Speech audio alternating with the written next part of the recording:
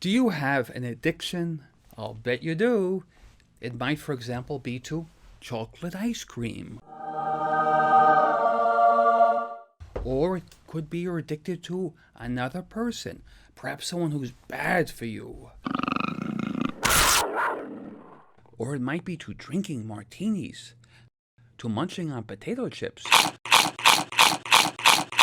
to anxiously reading the news, romance novels, or self-help books, pornography, playing bridge, video games, or to betting on the ponies.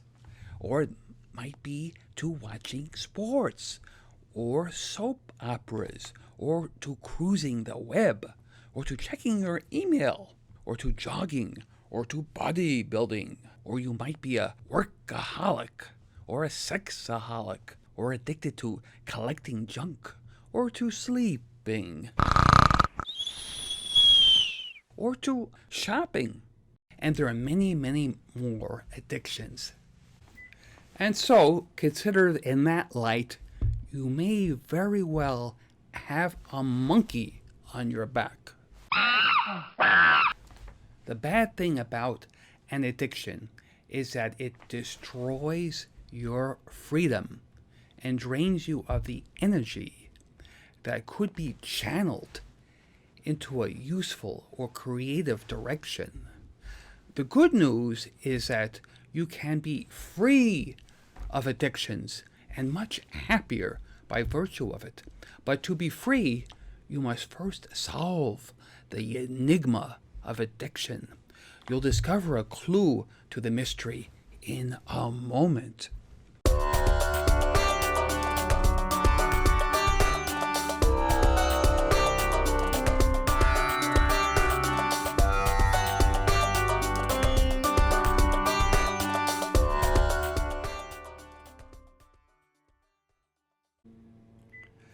Greetings, folks.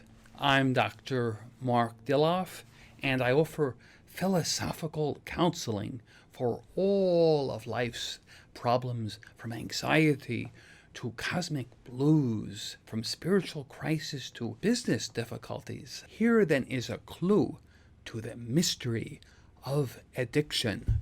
Whether or not we consciously realize it or not, at every moment we experience a kind of hunger, an inner emptiness, a sense of lack, an existential nothingness.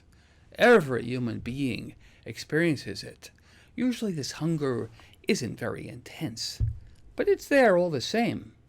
Sometimes we experience it as boredom or as a chronic sense of restlessness. To be a cigarette addict, for example, is to believe that cigarettes will end the feeling of lack. To be a text message addict is to anxiously believe that the next text message will end your feeling of lack, as crazy as it may sound. To be romantically involved is to believe that another person will end the lack. This futile effort to end the feeling of lack is what all addictions have in common.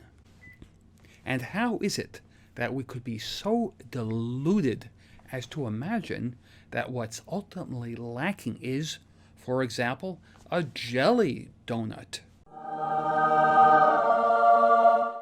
The great sages of the East say that what you're really seeking at every moment, even if you don't realize it, is your self-realization.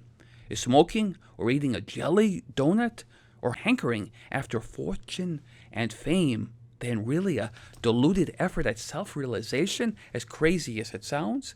Yes, it is. And so is everything else that we pursue in life.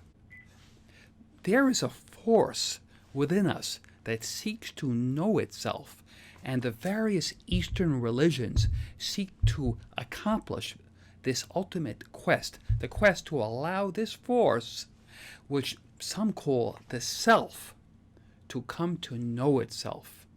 Perhaps I'll explore this further in subsequent videos, for it's a long story.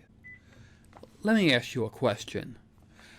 During your more sober moments, do you acknowledge to yourself that your effort to end your inner feeling of lack or incompleteness is an utter failure? And yet, do you continue to cling to your inadequate answer because you don't have a better answer? A way of really ending the lack that you're experiencing? Well then, you're an addict. Clinging to what you know can't work makes you an addict.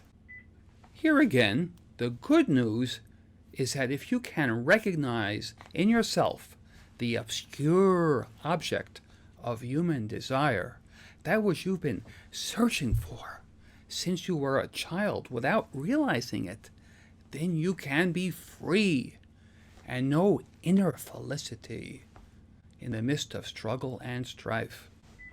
Would you like more information? Then click on the link to my website. I'm located in Louisville, Kentucky.